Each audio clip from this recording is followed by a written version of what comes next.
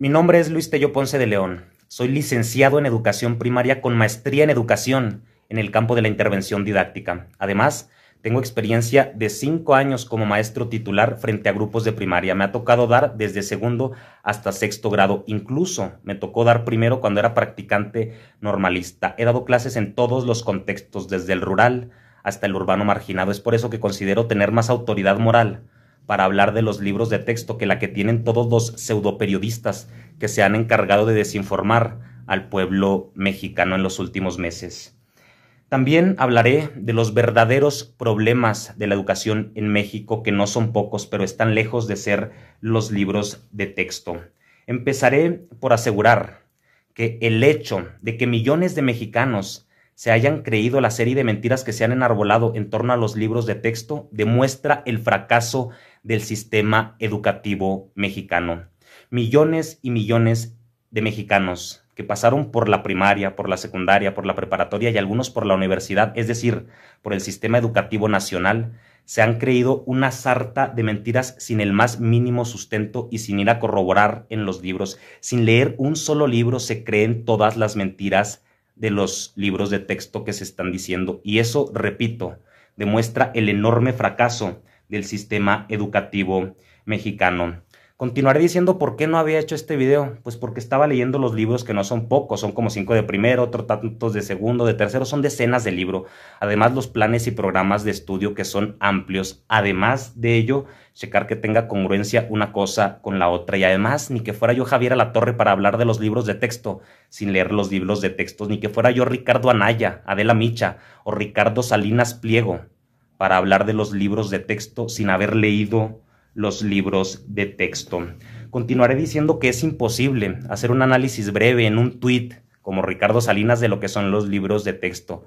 También es imposible hacer un análisis completo en un TikTok de lo que son los libros de texto, porque se trata de un tema complejo que requiere tiempo para ser abordado de manera completa. Sin embargo, trataré de hacer un resumen para las personas que solo ven el inicio de los videos. Criticar los libros sin leer los libros es como criticar películas sin leer las películas. Así de ridículos se ven. Imaginen que de pronto cientos de mexicanos empezaran a criticar una película pero sin haberla visto, simplemente porque están seguros que los demás mexicanos son tan ignorantes que tampoco la han visto. Y resulta que los están criticando con un 99% de mentiras, porque la botarga que estaban inflando para regresar al poder y a los privilegios se les está desinflando. La desesperación los hace recurrir a las mentiras para regresar al poder y al privilegio. Eso en resumen. Pero si les interesa saber la realidad argumentada, los invito a ver este video completo. Empezaré por desmentir los principales mitos que se han esparcido al respecto. El más popular y más ridículo de todos es el que se ha encargado de esparcir el principal evasor de impuestos a nivel nacional. Hablamos del dueño de TV Azteca, Ricardo Salinas Pliego, que ha puesto a todos sus títeres, mejor conocidos como conductores de noticias, a leer la información de que los libros traen comunismo. Es algo tan falso y tan ridículo que lo único que hace es demostrar la ignorancia de no tener la más remota idea de lo que es el comunismo, de lo amplio que es el comunismo, de la cantidad de libros que se requieren para conocer y comprender el comunismo a profundidad, y la ignorancia que representa el no haber hojeado ninguno de los libros de texto de México. Ahora, usted se preguntará ¿por qué miente con tal descaro? Pues porque resulta que pagó millones de dólares en abogados para tratar de evadir impuestos, pero está perdiendo los litigios y lo sabe. Al final tendrá que pagar sus millones de impuestos que debe y además los millones que le van a cobrar los abogados que contrató para intentar no pagar impuestos. Eso lo tiene muy molesto. Si a eso le sumamos que TV Azteca ha dejado de figurar en la Bolsa Mexicana de Valores y que atraviesa su principal crisis de la historia, podemos comprender el enojo del multimillonario. Pero es algo tan ridículo y patético para que usted se dé una idea. No tiene ningún argumento, pero para que usted se dé una idea, observe lo siguiente, o analice lo siguiente, mejor dicho. Ni Anaya, ni Adela Micha se atrevió a decir tal aberración, porque no hay una sola pizca, una sola página de comunismo en ese libro. Lo único que se refleja, repito, es una ignorancia a niveles estratosféricos. La segunda polémica es que muchos se molestaron porque se toca el tema de los tipos de familias, es decir, la familia más común, que es papá, mamá e hijos, y luego solamente mamá e hijos. y luego solamente mamá sin hijos, y luego solamente papá, y así todos los tipos de familias que hay. Y yo me acuerdo que cuando daba clases, porque cabe mencionar que yo renuncié el 2020, di clases del 2015 al 2020, y renuncié, ahorita les digo por qué, pero para no desviarme del tema, recuerdo yo que cuando daba clases, en una ocasión estaba dando ese tema, el tema de los tipos de familias, lo cual es importantísimo, es un fantástico tema, necesario para que los niños se den cuenta que hay una variedad enorme de familias y que hay que respetarlas a todas. Ese es el principal aprendizaje esperado de ese tema. Y recuerdo yo que una vez que estaba dando ese tema, en los libros pasados, una niña me dijo, oiga, profe, viene incompleto el libro. Ah, caray, ¿por qué? Le pregunté yo. Porque aquí faltan tipos de familias. ¿Cuáles? Le pregunté yo en mi ignorancia, fíjate. Y me dijo, hay familias donde las dos son mamás o los dos son papás. Y pues según el libro no existen. Y yo le contesté, tienes razón. Yo siempre, mis alumnos no me dejarán mentir. Ya están grandes algunos de ellos. Siempre era fanático de decirle tienes razón a los niños. En cuanto me daban un argumento en el que tenían razón, de inmediato tienes razón. Y en esa ocasión le comenté, tienes razón. Esas también son familias que existen. Aunque aquí en México no hay demasiadas, es una educación global la que tenemos que darles porque son alumnos que tenemos que preparar para el mundo, para un mundo globalizado. Y hay muchos países en el mundo donde existen esos tipos de familia y hay que tocarlas. Y hay que tocarlas simplemente para saber que hay que respetarlas y que existen y que son tan válidas como todas las demás. Por si ves a un hijo de una familia de ese tipo, respetarlo, nada más para eso. No es para sembrar ninguna ideología de que ya tienen que casarse hombres con hombres y mujeres con mujeres. No, de hecho la primera familia que viene es la común, papá, mamá e hijo. Luego enseguida la segunda más común, mamá sin papá, porque eso es muy común en México, que abandonen a los hijos y hijos. Y todas las familias, entonces lo único que se hizo en ese tema es completarlo. Estaba incompleto, ahora sí se ven todos los tipos de familia y lo que se promueve es el respeto a todos, No se promueve ninguna ideología ni ninguna cosa de esas que se imaginan y que les meten en la cabeza. Número 3. Otra de las polémicas más sonadas, polémicas entre comillas, que se muestra el cuerpo humano ya en los grados más avanzados. Nada nuevo, O sea, desde que yo estaba en la primaria hay páginas donde se muestra el cuerpo humano. Y hay mamás que van y reclaman, profe, esas páginas no se las enseñan a mis hijos, dicen en la iglesia que está mal, cuando en realidad ni siquiera en la iglesia dicen que está mal. Es bueno que los niños conozcan las partes de su cuerpo por sus nombres, además desde chiquitos ellos se bañan, ellos se conocen. Es bueno que conozcan los nombres porque eso reduce las posibilidades de abuso en un país donde el abuso infantil es un problema sumamente gravísimo. Por lo tanto, el hecho de criticar algo que ayuda a evitar abusos retrata a la perfección a la oposición de la Cuarta Transformación. Lo que son es unos retrógradas hipócritas y dobles cara. Ahora resulta que están en contra de que a los niños de 10, 11 y 12 años se les enseñen las partes de su cuerpo por su nombre para evitar abusos, pero están de acuerdo en que a las niñas de 12 y 13 años que fueron embarazadas por abusos las obliguen a parir, porque si deciden no tener el niño, están cometiendo un pecado y están siendo comunistas y todo lo relacionan con el comunismo, todo lo que no están de acuerdo. Número 4. Los errores de dedo. Que si escribieron planera en vez de planeta. A ver, para empezar, decirles que trae muy pocos errores de dedo, son contados. Me parecen muchos menos errores de dedo que los que traían los libros anteriores y yo los he leído. Y para continuar, pues comentarles que es algo común que pasa en todos los libros. Las personas que han hecho tesis de licenciaturas, de maestrías, de doctorados, quienes han escrito libros saben que los errores de dedo son comunes. Están haciendo una exageración, son contados y son muchos menos de los que acostumbran. Número 5. De los temas que estoy tocando y número 1 de las polémicas de verdad. Principal cosa y única cosa, mejor dicho, con la que yo en lo personal no estoy de acuerdo. Yo, ojo, en lo personal no estoy de acuerdo. En una de las hojas habla de todos, todas y todes. O sea, nunca se deja de usar la palabra todos, en primer lugar, por cierto. En segundo lugar, la palabra todas y en tercer lugar, la palabra todes. Yo estoy en desacuerdo con eso porque entiendo las implicaciones, porque comprendo el lenguaje español a profundidad. Yo soy fanático del español. Entonces, entiendo las implicaciones y las contradicciones, sobre todo, que eso generaría para poder intentar generar congruencia. Es decir, tendría que usarse en muchos otros lugares y eso generaría una cantidad de incongruencias y de contradicciones enormes que me hacen a mí no estar de acuerdo. Sin embargo, entiendo perfectamente la razón de que se use. El INEGI reveló que existen un 5% de mexicanos, es decir, millones de mexicanos, mucho más de 5 millones, que sienten que no son parte de todas ni de todos, pero sí de todes, y que se sienten incluidos con eso. Y muchos emplean el falso debate ese de que la verdadera inclusión es el lenguaje de señas y tener rampas para las sillas de ruedas. Pues también, pero esas personas se sienten incluidas con que les digan todes, y de otra forma se sienten excluidas. Yo eso sí lo entiendo.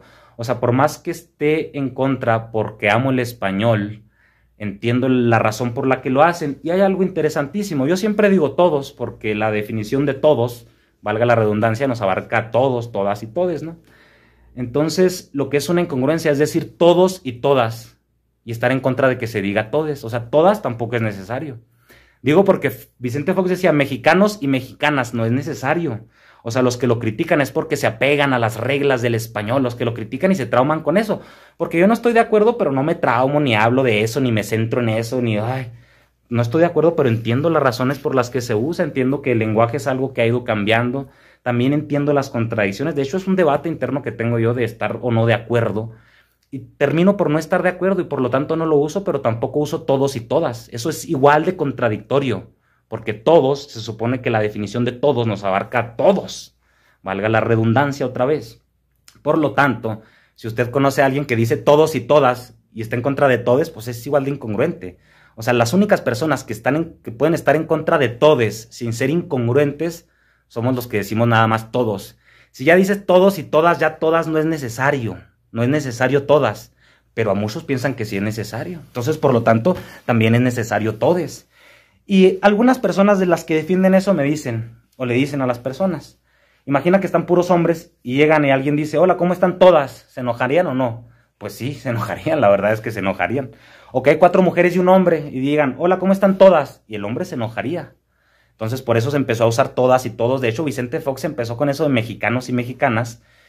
Y ya después dijeron, pues si incluyes mexicanos y mexicanas es todavía excluir más. O sea, si dices todos y todas, es todavía más excluyente para los todes.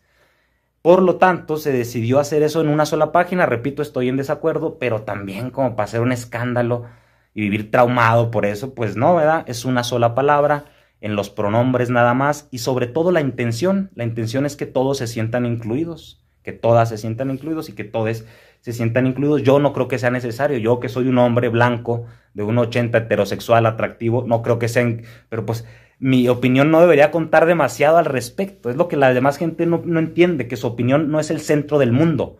Yo no estoy de acuerdo, pero mi opinión no es el centro del mundo. Y muchas personas están de acuerdo y muchos profes están de acuerdo. Y 5%, que son muchos millones de mexicanos, se sienten incluidos gracias a eso. Y para esos que dicen, es que no te sabes el lenguaje de señas, ni braille, ni rampas. Pues mira, puedes excluirlos con el lenguaje de señas, porque no te lo sabes. Con las rampas, porque no las tienes. Con el braille, porque no lo manejas. Y con el todes, o puedes excluirlo nomás con estas 3 cosas. Así de fácil se les acaba ese argumento. O sea, ¿qué quieres? ¿Excluir a las personas con 4 cosas o con 3? Porque estas 3 no se pueden cambiar con una letra. A estas tienes que poner rampas y aprender el lenguaje de señas y braille. Entonces, ese es un malísimo argumento. A pesar de que yo esté en contra, ese no es un buen argumento. Entonces, sean autocríticos, analícenlo. Eso es lo único realmente polémico. Número 6 y último de las polémicas baratas. Barata igual que todos, menos que la anterior. Esa sí era polémica buena, para que vean. Ahí sí se pueden sacar buenos debates. Todas las demás, pues no, son ridículas de la oposición. Que se quieren eliminar las matemáticas, dice el chico en Little Anaya. ¿Cómo se puede ser tan extremadamente ignorante y todavía salir y presumir de la ignorancia sin darse cuenta ni medir la magnitud de lo ridículo que te ves? Pues eso es una mentira por completo. Simplemente se le cambió el nombre, se unió a otras materias como física y se le redujeron las páginas. Todo lo anterior lo aplaudo y lo agradezco. Y me hubiera gustado que se hiciera antes, se estaban tardando. Y aquí se los explico. Ver matemáticas es de las cosas más estresantes para los alumnos. Para la mayoría de los alumnos. Yo en lo personal, cuando estaba en la primaria, pues yo me sacaba puros 10, me ponían el libro de matemáticas, yo encantado lo contestaba igual que los demás. Pero ya cuando era profe me di cuenta que eso le pasa a 4 o 5 alumnos por grupo. Y que la enorme mayoría del grupo, cuando escucha la palabra matemáticas, se alarma, se estresa, se asusta. Ver matemáticas tiene muchos caminos, y el camino más intimidante, más aburrido, más monótono y más rutinario es el libro de texto. Se los dice un maestro, un licenciado en educación con maestría en educación y con experiencia, con años de experiencia frente a grupo. Es la manera más intimidante, aburrida y monótona que existe. Por lo tanto, en primer lugar, cambiarle el nombre, que ya se lo estaban cambiando, ya muchos libros se llamaban desafíos matemáticos, pero cambiarle el nombre ayuda psicológicamente a que muchos alumnos no se sientan intimidados desde antes de ver el tema, desde que les dice saquen el libro de matemáticas, desde que lo van sacando, ya están enojados, chin, otra vez matemáticas, horas aquí de sufrimiento. Y así, si no se llama matemáticas, pues ya por lo menos desde la sacada del libro no hay estrés. Ahora, reducir páginas obliga a los profes a buscar otras herramientas. ¿Por qué fue eso en el libro de matemáticas? ¿Por qué se redujeron las páginas del libro de matemáticas? Pues porque es lo más estresante para los alumnos. Existen muchas formas de llegar a los aprendizajes esperados. Y aquí viene lo más importante del análisis. A ver, mucha gente cree que los libros son un recetario o un instructivo y que los profes los deben de seguir. No, pues qué fácil sería ser profe. Lo importante en la educación no son los libros. Los libros lo único que son una herramienta, un instrumento o un apoyo, como quiera usted llamarles. Igual que puede ser un video, una herramienta, un instrumento, un apoyo. Igual que puede ser una canción, que puede ser un dibujo, una cartulina, un juego. Todo eso son instrumentos y herramientas. Y como todos los instrumentos y herramientas, a veces se usan y a veces no. No es porque ya tengas una herramienta, una llave, y seas mecánico, siempre la tengas que estar usando. Pues no, igual pasa con los libros. A veces los usas, a veces no. Tú como profesor tienes la libertad de brincarte las páginas que quieras, de omitir las páginas que quieras, de repetir las que gustes, porque tú eres el que conoce las características de tu grupo, el contexto en el que están inmersos sus alumnos, las condiciones familiares, las condiciones previas y un cúmulo de características que son necesarias para saber si un contenido de un libro le sirve o no a tus alumnos. ¿Por qué? Porque los libros son iguales para la clase alta de Monterrey que para la clase baja de Chiapas. Son los mismos los libros y los contextos no son los mismos, ni las características, ni las condiciones. Es decir, en múltiples ocasiones uno como maestro se topa un contenido que dices, este contenido no es para mis alumnos, está o muy abajo porque ya van más adelantados o está muy arriba y no lo van a alcanzar a comprender. Entonces me lo brinco y busco la forma de abordar ese aprendizaje esperado de otra forma. Porque lo importante, y esto es lo más importante del análisis, pongan atención, lo importante para la educación no son los libros, repito, son solo una herramienta. Lo importante son los contenidos, los aprendizajes esperados, el perfil de egreso y las competencias a desarrollar, que son muy similares a los aprendizajes esperados. Es decir, usted lee los aprendizajes esperados y para lograrlos puede usar el libro, puede usar cartulinas, puede usar canciones, puede usar videos, puede usar juegos, puede usar lo que usted quiera. Los profes en México y en casi todo el mundo tenemos esa libertad porque somos los que conocemos las características de los alumnos y el contexto en el que están inmersos. Por lo tanto, la enorme mayoría de los contenidos que vienen en los libros de texto no se acoplan a la perfección al grupo. Son contenidos generales, sumamente generales, que si bien te va, algunos empatan con el nivel que trae tu grupo, pero en la mayoría de las ocasiones no. Y pues lo más importante es que el maestro tiene la libertad de que siempre y cuando logres estos aprendizajes esperados, logres desarrollar estas competencias en los alumnos, logres este perfil de egreso, como le hagas, como Dios te dé a entender. Por lo tanto, si usted es profe y está en desacuerdo con alguna página del libro, pues brínquesela. Ya debería saberlo, que puede hacerlo. Si no le gusta el libro, si le parece insuficiente, pues compleméntelo. Si tan buenos le parecen los libros anteriores, pues ahí están en PDF. Le puede decir a las mamás que lo descarguen en sus celulares y poner a los niños a copiar los ejercicios más interesantes si no quiere gastar dinero en impresiones. Hay 1000 caminos. Hay algo que se llama complementos de los libros. Hay actividades con materiales didácticos, con FOMIS, con figuras manipulables. Hay 1000 formas de abordar las matemáticas. Y los libros de texto, repito, son la más aburrida, la más monótona, la más rutinaria y la más intimidante. Enhorabuena, porque se eliminó ese nombre que solo generaba estrés, porque se redujeron las páginas y sobre todo porque se mantienen unos fantásticos aprendizajes esperados, unas fantásticas competencias a desarrollar y un excelente perfil de egreso. Criticable todo eso, por supuesto, debatible todo eso, por supuesto, pero son buenísimos. Y son en los que nos tenemos que fijar, no en los libros que, repito, son un solo instrumento, no son para que hagan este escándalo. Pero lo importante, en esencia y de manera fundamental, no son los rumores que acabo de aclarar. Simplemente los aclaré porque es necesario, porque la desinformación es demasiada y la incapacidad del gobierno de comunicar y de aclarar los rumores es tristísima. Entonces, pues alguien tiene que hacerlo. De hecho, ni ganas tenía de hacer este video, pero les digo, lo importante no es eso. Lo importante es la congruencia entre los planes y programas de estudio con los nuevos libros de texto, y me parece que pocas veces había sido tan congruente. Lo importante es el perfil de egreso, que me parece un buen perfil de egreso. Lo importante son los aprendizajes esperados. Recordemos que los libros simplemente son uno de los múltiples instrumentos que se emplean para conseguir los aprendizajes esperados. Y los aprendizajes esperados son buenísimos. Todavía no sale ni siquiera Lartorre ni Anaya a criticar ninguno, ni han de saber que existen. Lo otro importante, en esencia, son las competencias a desarrollar, que son similares a los aprendizajes esperados, pero relativamente más complejas, y también me parece que son buenas. Pero sobre todo que hay congruencia entre unas cosas y otras. Además, pues me parece que se trata de una educación más humanista, basada en algunos de los principios de Paulo Freire y su pedagogía crítica, uno de los mejores pedagogos de la historia, un brasileño sumamente reconocido. Por lo tanto, usted debe estar tranquilo. La educación de sus hijos no corre riesgo por los libros de texto. Pero ojo, eso no quiere decir que no existan múltiples problemas en la educación de México. Solo quiero decir que los libros de texto no son uno de ellos. A mí lo que me parece verdaderamente alarmante y preocupante, cambiando un poquito de tema, es el enorme y gravísimo problema de comunicación que está padeciendo la Cuarta Transformación. Se han visto rebasados, y este es el mejor ejemplo. No han podido combatir esta desinformación y ni siquiera han estado cerca. ¿Cómo es posible que el presidente Andrés Manuel López Obrador, ante toda esta acometida a la ofensiva por parte de todos los medios de comunicación, de tergiversación y de manipulación, no se haya dado a la tarea de realizar una conferencia mañanera específica para aclarar todo a profundidad sobre los libros de texto? ¿Cómo es posible que estemos esperanzados a personas como yo, que no nos dedicamos a esto, para que vengan y aclaren las cosas? Este tipo de temas, señor presidente, rebasan al periodismo.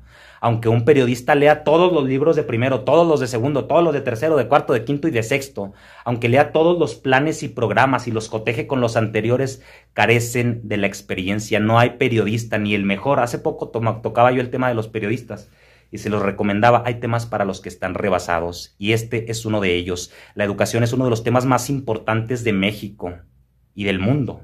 Y el gobierno de México se ha visto rebasado en la comunicación. Se han visto rebasados por la ola de mentiras. Se han visto incapaces de salir a combatirla. Señor presidente, por favor, se lo digo, está a tiempo de salir a convocar una conferencia de prensa de especialistas y de pedirles que hagan videos breves para las personas que son incapaces de leer, que todo se creen y que solo consumen videos breves. ¿Cómo es posible que yo, Luis Tello Ponce de León, tenga mejores números de interacción por publicación que todas las páginas de política en español, mejores números que AMLO, que Claudia Sheinbaum, que Marcelo Ebrard, que Adán Augusto, que Noroña, que todos y cada uno? ¿Cómo es posible? No puedo ser yo tan bueno.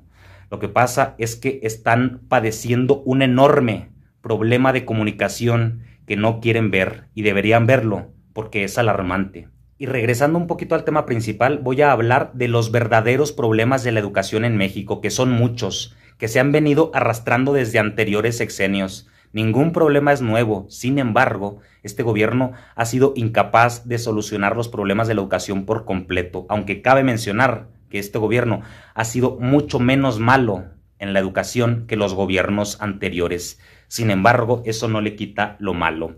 En primer lugar, los sueldos de los profesores. El problema más grave, el problema por el que yo renuncié, el problema por el que miles de profesores renuncian, un sueldo sumamente pequeño para la enorme dificultad e importancia de la tarea que se desempeña. El presidente anunció hace unos meses que ya ningún maestro va a ganar menos de 16,500 pesos al mes. Me puse a investigar, los sueldos ahorita todavía de muchos maestros andan como 2,000 pesos abajo de eso, como 2,500 abajo de eso, andan como en 14. Entonces, quiere decir que ese aumento no lo ha aplicado aún. Sin embargo, se dice que para noviembre estará aplicado. Si en realidad a usted le importa la educación de México, exija que ese aumento se lleve a cabo. Yo para diciembre, si no lo han hecho, voy a ir a la mañanera a exigirlo. Obviamente son 16,500 menos los descuentos, pero ahorita ganan mucho menos los descuentos. No quiere decir que ahorita ganen 14,000, ganan 14,000 menos los descuentos, que son como 11. Pero ese aumento es importantísimo. El segundo problema más importante es la falta de apoyo de los padres de familia. Hay padres de familia que mandan a sus niños mal comidos, mal vestidos, mal bañados, mal aseados, que hostigan a los padres de familia, que no les forran los cuadernos, que no les echan ni un lápiz en la mochila. Ahí andan los pobres niños consiguiendo una pluma para poder trabajar. Ahí andan los pobres niños consiguiendo resistol y tijeras para poder realizar sus trabajos. Los papás no se echan ni una vuelta a la escuela, no van a la escuela, y cuando van es para criticar al maestro y echarle la culpa de todos los problemas de su hijo, como si no fuera el culpable principal el padre y la madre de familia. Así que el sueldo y la falta de apoyo de los padres de familia, el hostigamiento de los padres de familia son los dos principales problemas. El tercero es la brecha salarial enorme que hay entre profesores de grupo, directores, supervisores, asesores técnicos pedagógicos. El que hace prácticamente todo el trabajo es el maestro de grupo. Los que van nada más a chingar, que no hacen nada, nada más a exigir y a fiscalizar, son el supervisor, el ATP, el director, y son los que tienen unos sueldazos. Si el gobierno se preocupara realmente porque primero los pobres dejarían, es más, se lo propongo a Claudia Sheinbaum, a Adán Augusto o al que sea el próximo presidente, que durante sus primeros 3 años de gobierno se reduzca la brecha salarial en el magisterio mexicano, que dejen de aumentarle el salario durante algunos años a los supervisores, a los directores, y que todo ese dinero que les iban a aumentar se lo aumenten a los profes de abajo, porque a veces dicen, le vamos a aumentar el 3% a los supervisores y el 8% a los profes. Pues el 3% de lo que ganan los supervisores es un aumento más grande que el 8% del sueldo raquítico de los maestros. Así que la brecha salarial es el tercer problema grave. Y el otro problema que yo identifico gravísimo es la carga administrativa enorme que se les pide a los maestros. A mí me encantaba dar clases, yo amaba dar clases, pero todo lo que no era dar clases, todos los papeles innecesarios que les piden, todos los perfiles que les piden, todas las cosas que les exigen, lo que les deberían exigir es que fueran puntuales, que estuvieran ahí siempre y que entregaran resultados. Todo lo demás son hostigamientos administrativos innecesarios, y todo esto genera que muchos profes, al igual que yo, renuncien a su plaza, profes con amor, profes con vocación para enseñar. A mí me encanta enseñar, pero ya no lo hago porque no quiero tener ese sueldo raquítico, ya no lo hago porque no quiero que me estén hostigando los directores, los supervisores, los ATP, ya no lo hago porque no quiero que me estén molestando los padres de familia que no apoyan, pero que bien que molestan. Esos son los verdaderos problemas de la educación, y no veo a nadie preocupándose por ellos. En vez de andar diciendo que, ay, los libros de texto, dedíquese a mandar bien comido a su hijo, bien limpio y con todos los materiales. Dedíquese a apoyar al maestro y no a criticarlo. Recuerde que la principal tarea de la educación de su hijo es de usted y no del maestro de su hijo. Sin embargo, ninguno de estos problemas nació en este gobierno. Todos se vienen arrastrando a lo largo de toda la historia de México. Incluso antes eran más graves. Por lo menos desde que llegó AMLO, se le aumenta a los profes el doble de lo que se les aumentaba antes por año. Y no es que sea mucho, antes se le aumentaban a los profes que menos ganan más o menos 150 pesos al año. Ahora se les aumenta más o menos 350 pesos al año.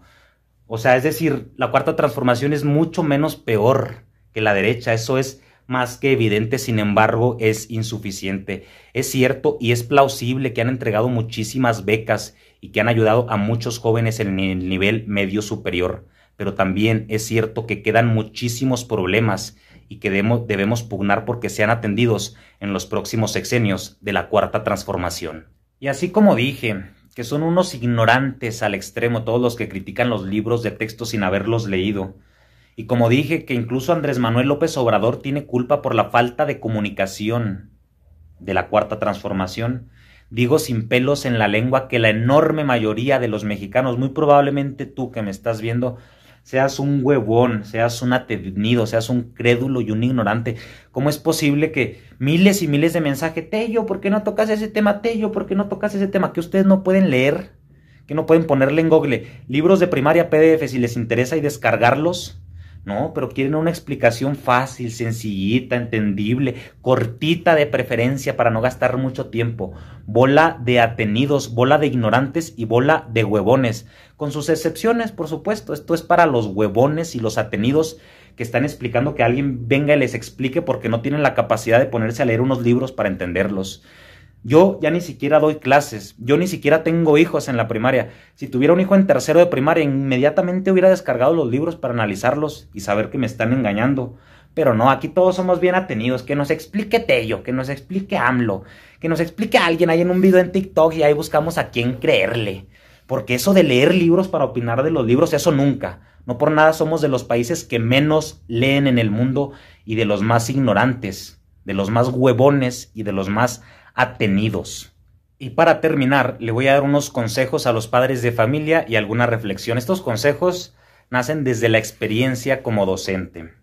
En primer lugar, le recomiendo descargar los libros en PDF del grado que cursan sus hijos para que se cerciore de lo que le digo es cierto, porque no puede andar creyéndome a mí, o a la torre, o a alguien. Usted debe de pensar por sí solo. Esa es la primera recomendación. La segunda recomendación, apoye al maestro en lo que le pida. Si el maestro le pide material, haga hasta lo imposible por conseguirlo. Si el maestro le pide asistir, haga lo imposible por ir. Si el maestro le pide que apoye a su hijo en las tardes, haga lo posible por apoyarlo. Si le parecían tan buenos los libros de texto de antes, descárguelos, nadie se lo impide. Y ponga a sus hijos en la tarde a repasarlos. Ni siquiera tienen que imprimirlos. Los descarga en PDF, le presta el celular a su niño. Póngase a copiar esta lección, mijo, y a contestarla. Porque yo digo que los libros de antes eran muy buenos porque en todo soy especialista.